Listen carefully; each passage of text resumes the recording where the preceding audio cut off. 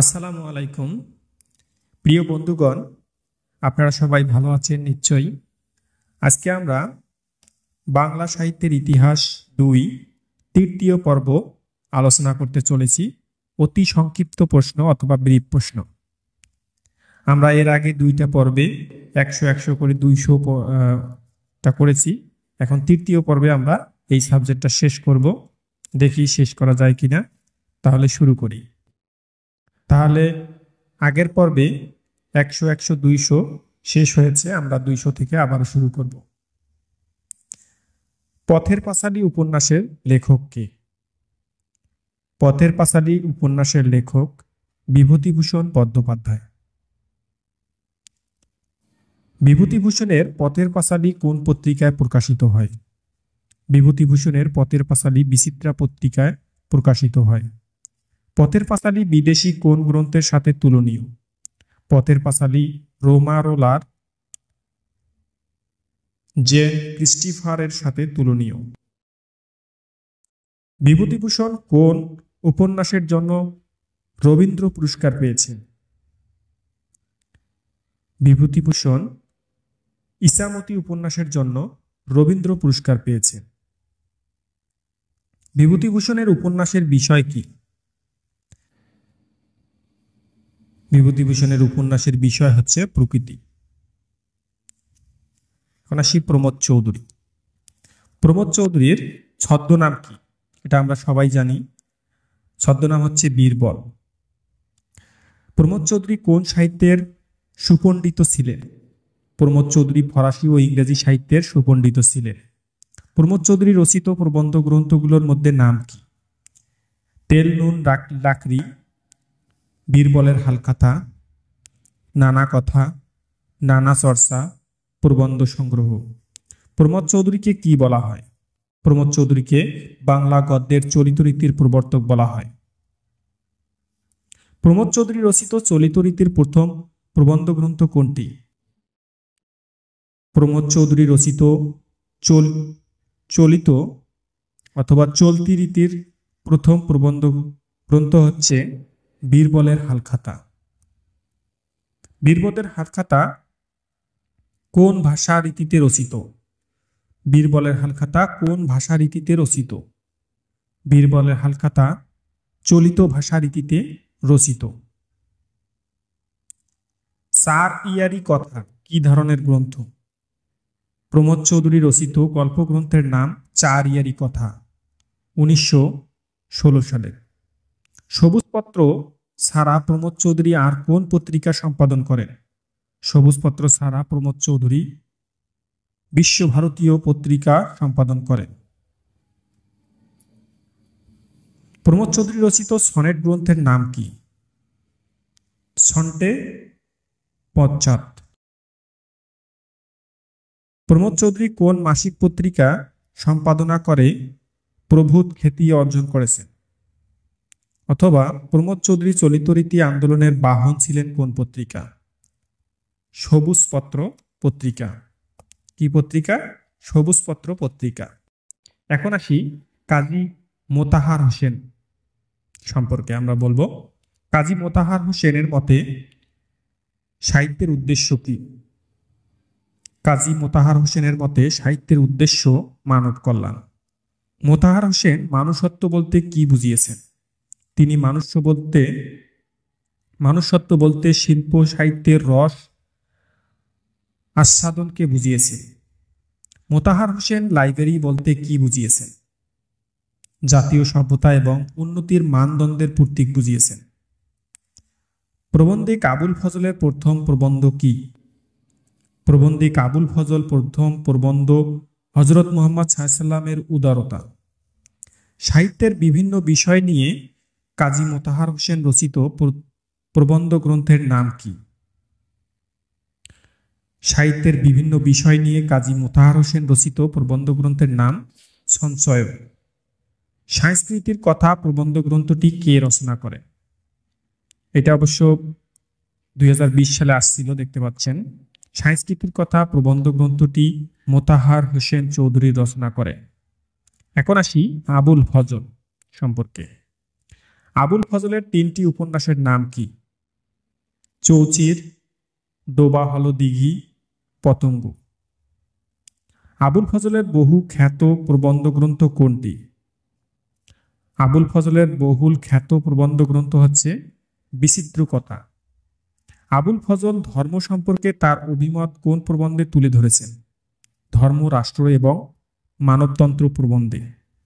সৈয়দ ইসমাইল হোসেন সিরাজি সম্পর্কে আমরা এখন আলোচনা করব। সৈয়দ ইসমাইল হোসেন সিরাজি কোন উপন্যাসের সর্বজন বিদিত? সৈয়দ ইসমাইল হোসেন সিরাজি রায়নন্দিনী উপন্যাসের সর্বজন বিদিত। ইসমাইল হোসেন সিরাজির 3টি উপন্যাসের নাম কি?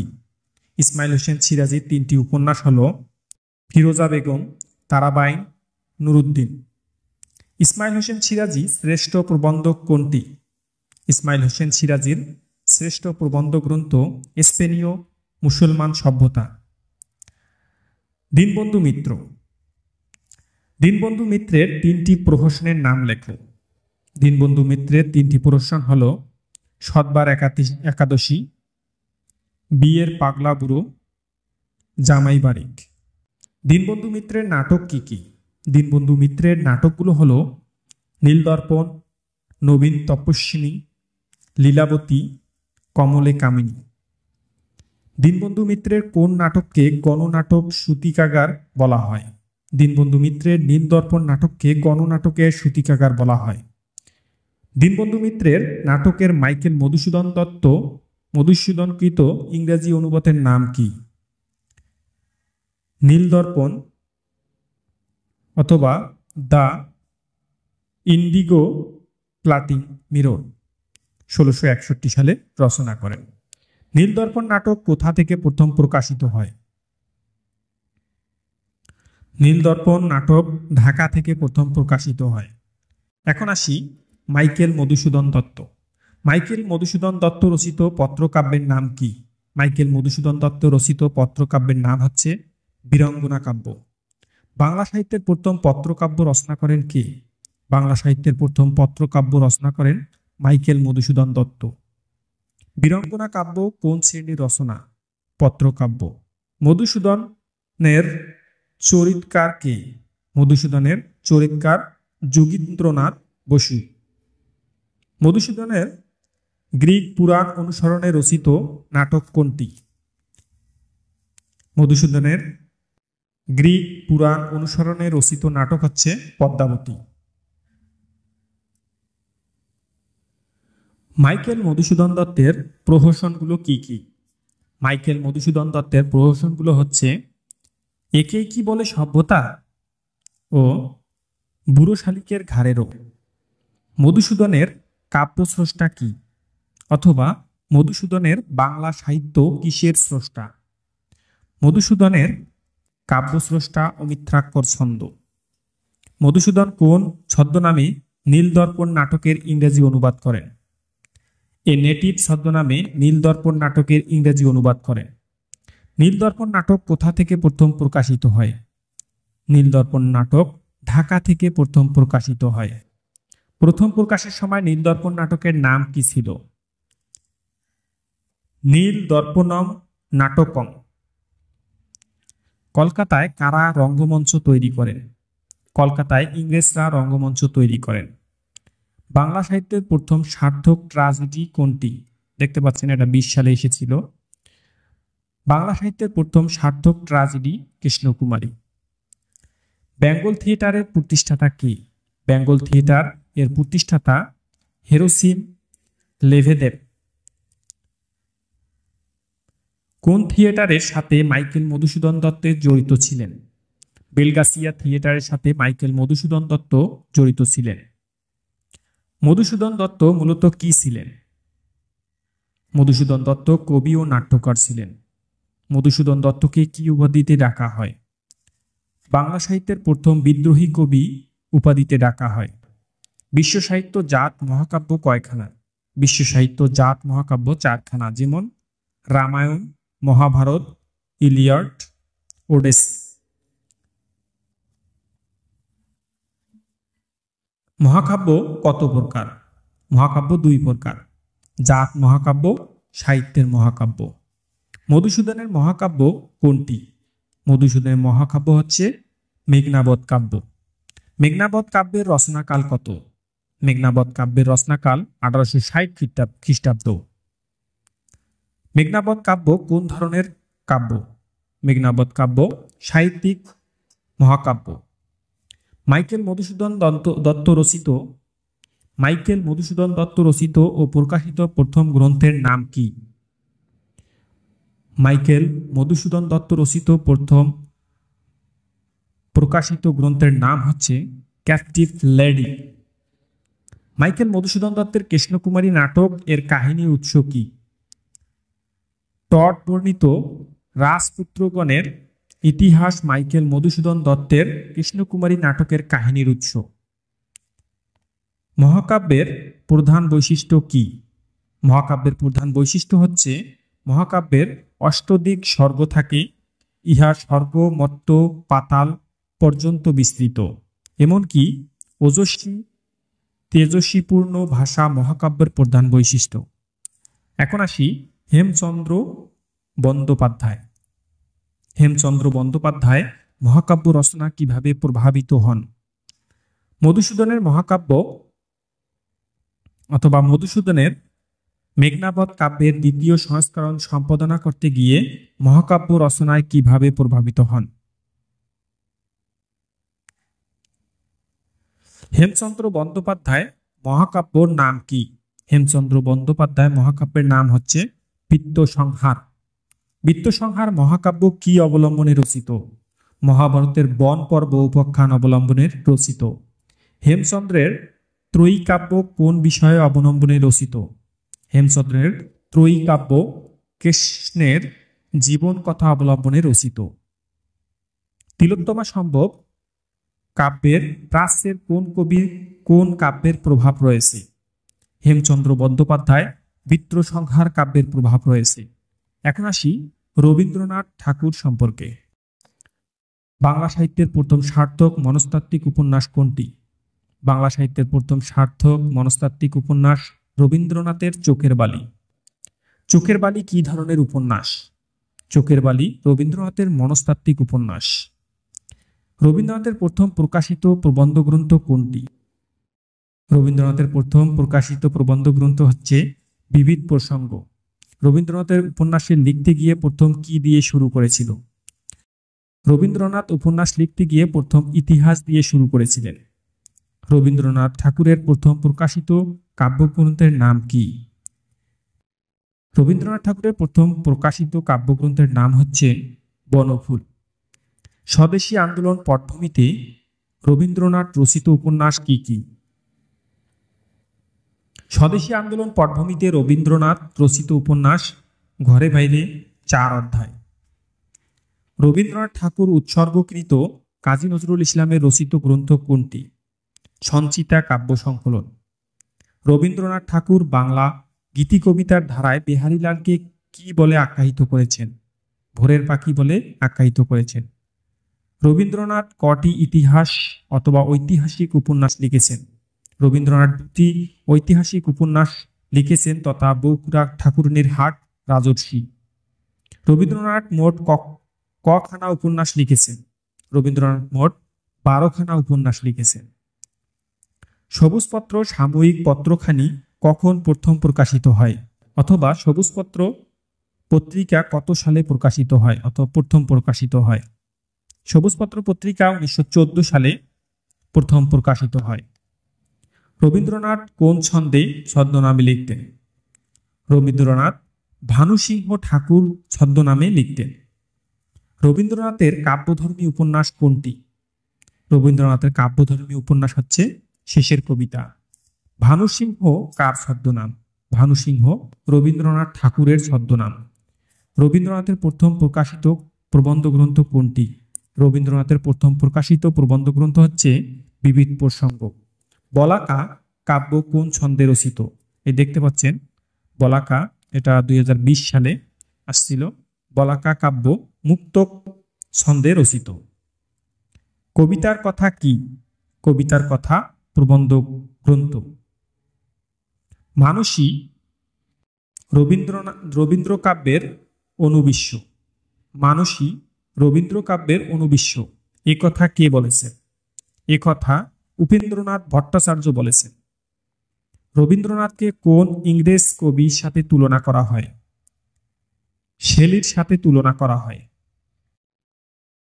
রবীন্দ্রনাথ নিজের আঁকা ছবিগুলোকে কি বলেছেন? রবীন্দ্রনাথ নিজের আঁকা ছবিগুলোকে শেষ বয়সের টিয়া বলেছেন। বলাকা কাব্যের মূল সুর কি? বলাকা কাব্যের মূল সুর হচ্ছে গতিবাদ। বাংলা গীতি কবিতার পূর্ণতা দান করেছেন কে? বাংলা গীতি কবিতার পূর্ণতা দান করেছেন কে? বাংলা গীতি কবিতায় পূর্ণতা দান করেছেন রবীন্দ্রনাথ ঠাকুর। রবীন্দ্রনাথ কাব্যনাটকগুলো কোনগুলো? অথবা রবীন্দ্রনাথের দুটি কাব্য নাটকের নাম লিখো। বিসর্জন ও মালিনী। পূরবী কাব্যটিকে রবীন্দ্রনাথ কাকে উপহার দেন? ভিক্টোরিয়া ওকাম্পোকে উপহার দেন। রবীন্দ্রনাথ ঠাকুর প্রকাশিত প্রথম উপন্যাস কোনটি? রবীন্দ্রনাথ ঠাকুর প্রথম প্রকাশিত উপন্যাস হচ্ছে বউ ঠাকুরানীর হাট। কোনটি রবীন্দ্রনাথ ঠাকুরের রাজনৈতিক উপন্যাস? গোরা হচ্ছে রবীন্দ্রনাথ ঠাকুরের রাজনৈতিক উপন্যাস। চতুরঙ্গ উপন্যাসের লেখক কে? চতুরঙ্গ উপন্যাসের লেখক হচ্ছে রবীন্দ্রনাথ ঠাকুর। ভিক্টোরিয়া ওকাম্পোকে রবীন্দ্রনাথ কি উপহার দিয়েছিলেন? পূরবী কাব্য উপহার দেন। গীতাঞ্জলি কাব্য কত সালে প্রকাশিত হয়? গীতাঞ্জলি কাব্য 1910 সালে প্রকাশিত হয়। গীতাঞ্জলি কাব্য অথবা কাব্যের ইংরেজি নাম কি? অথবা গীতাঞ্জলি অনুবাদ কি নামে পরিচিত? গীতাঞ্জলি কাব্যের ইংরেজি নাম হচ্ছে সং অ্যাফেয়ারিংস। গীতাঞ্জলি অনুবাদ সং অ্যাফেয়ারিংস কত সালে প্রকাশিত হয়? 1912 সালে নভেম্বর ইংল্যান্ডে সালে প্রকাশিত হয়। 1912 সালে নভেম্বর মাসে ইংল্যান্ডে প্রকাশিত হয়। সং অ্যাফেয়ারিংস এর ভূমিকা কে লিখেছেন? ইংরেজ কবি W.B. ইয়েটস। রবীন্দ্রনাথের তিনটি অতি প্রকৃত গল্পের নাম লেখো। কঙ্কাল, ক্ষুদিত পাষাণ, জীবন ও মৃত। পুনঞ্চ কাব্য কোন ছন্দে রচিত? পুনঞ্চ কাব্য গদ্য ছন্দে রচিত। পুনঞ্চ রবীন্দ্রনাথের কোন পর্বের কাব্য? পুনঞ্চ রবীন্দ্রনাথের শেষ পর্বের প্রথম কাব্য। রবীন্দ্রনাথের প্রথম প্রকাশিত নাটক কোনটি? রবীন্দ্রনাথের প্রথম প্রকাশিত নাটক বাল্মীকি প্রতিভা। মৃণালিনী চরিত্রটি রবীন্দ্রনাথ ঠাকুরের কোন ছোট গল্পের অন্তর্গত? মৃণালিনী চরিত্রটি রবীন্দ্রনাথের ঠাকুরের স্ত্রীপত্র ছোট গল্পে অন্তর্গত। সেজুতি কাব্যের মূল সুর কি? সেজুতি কাব্যের মূল সুর হচ্ছে মুক্তিচিন্তা। বাংলা সাহিত্যের সর্বকনিষ্ঠ শাখা কোনটি?